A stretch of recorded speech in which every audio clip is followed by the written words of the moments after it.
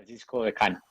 Senador, buenas tardes. Muchas gracias por la invitación. Muy amable por toda su generosidad, por habernos permitido hacer parte de este gran escenario. Aprovechando pues que han sido muchos los expositores, vamos a ser concretos y pasar a materia. Quiero poner sobre la mesa el contexto regional. Ya lo mencionaba hace un momento el profesor Amel, y yo creo que este instituto que claramente hoy toma vida debe tener siempre el panorama del contexto latinoamericano y del Caribe.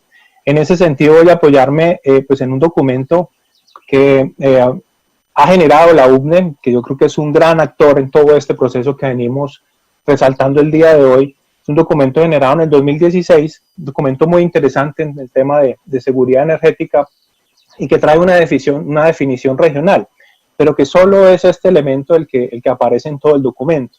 Es decir, se tiene en cuenta el tema regional, en donde claramente hay intereses de los países y en donde se habla del uso racional y eficiente de la energía, pero se queda ahí el documento. Y otra de las cosas que resalto de ese documento, que lo hemos venido analizando a lo largo de la jornada, es que efectivamente en el país han sido muchas las iniciativas exitosas, pero que no hemos logrado articular, no hemos logrado darle continuidad en el tiempo, no hemos logrado darle esa estabilidad para pasar a hablar de políticas de Estado y no de políticas de gobierno, como se mencionó también anteriormente. Este documento la recopila y nos evidencia esa necesidad de crear un ente articulador, dinamizador, que permita aumentar la efectividad de todas estas iniciativas que involucran desde luego universidades, empresas públicas y privadas y diferentes entes en Colombia. Se define un objetivo allí y es satisfacer las necesidades energéticas de forma confiable, asequible y muy importante, aceptada social y ambientalmente. Sobre esto hemos presentado diferentes ideas a lo largo de la actividad del día de hoy. Se ha presentado este trilema, pero ese documento lo plantea solo en análisis para Colombia. Ya hemos hablado de eso. Digamos, están las tres variables importantes: la seguridad energética, pero también la equidad energética y la sostenibilidad ambiental. Repito, muy valioso, pero que no contextualiza en la región LATAM todo esto. Se definen, digamos, unos desafíos, y estoy hablando del año 2016, en donde nuevamente hablamos de diversificar la canasta energética y de diferentes cosas que hemos discutido ampliamente en el día de hoy, y por eso voy a ir rápidamente.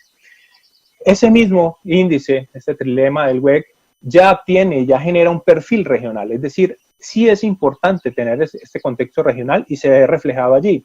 Y allí se evidencia esa dependencia que tenemos al ser hidrogeneradores pues, del cambio climático y cómo eso nos puede afectar y cómo hoy estamos hablando de un posible racionamiento para principios del próximo año. Es una realidad, es un riesgo al cual hay que analizar y se ve plasmado aquí.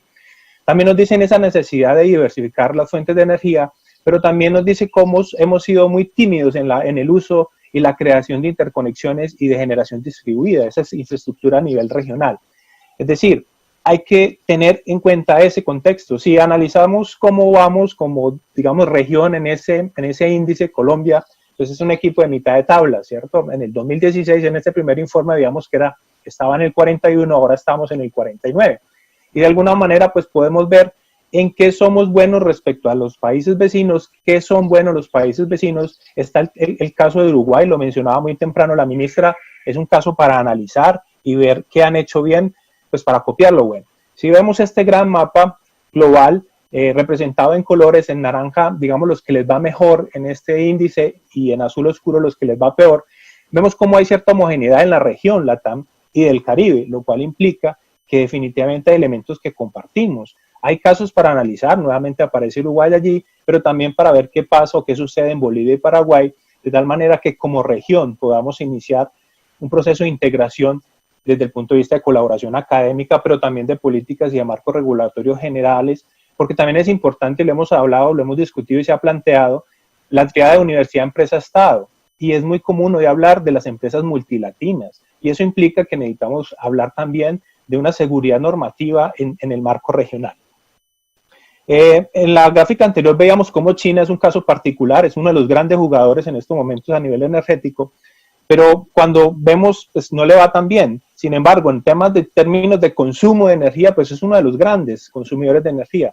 Eso implica que no solo implica tener disponibilidad de la energía, sino de usarla eficientemente y de tener todo el tema ambiental en cuenta. Entonces eso era lo que hablábamos en el año 2006. 16, perdón, se genera un nuevo documento que es el Plan Energético Nacional, ya con un panorama muchísimo más amplio, y en donde se intenta nuevamente hablar de una integración energética regional, pero se queda allí, se queda en este marco, se queda en este párrafo, hay 2 párrafos más. Y claramente se habla de integración con otros países y es un tema pendiente y de tener muy en cuenta lo que es la soberanía y la dependencia de las naciones. Yo insisto en la hablada de que la Organización, pues, digamos, de Energía Latinoamericana se plantea este panorama energético de América Latina y el Caribe el año pasado y se tiene una ventana de análisis entre el año 2017 y 2040. Se presenta el modelo, pues, para la simulación de análisis de la matriz energética de los países. Presentan ellos un sistema de información energética de América Latina y el Caribe en donde claramente hay que estar alimentándolo con datos fiables. Eso para, digamos, presentar que todo ese análisis que ya se presentó, pues hay que reformularlo porque hay que ver cómo afecta toda esta pandemia ese análisis y esa prospectiva que se hizo desde el año pasado. Todo eso tendrá que ser analizado nuevamente y por eso este instituto que hoy nace, yo estoy convencido de eso, senador, hoy nace ese instituto, debe tener en cuenta ese panorama que cambia, este escenario de pospandemia, como usted lo ha dicho, después del COVID-DC, en donde hay que reformular y ver cómo van a ser nuestras nuevas metas. Y definitivamente, como ya lo mencioné, este instituto debe ser el órgano articulador, protagonista, que incluya los esfuerzos de las universidades, el sector empresarial y desde luego la política de Estado. Senador, muchísimas gracias, muy amable por la invitación y felicitaciones por el éxito de esta audiencia.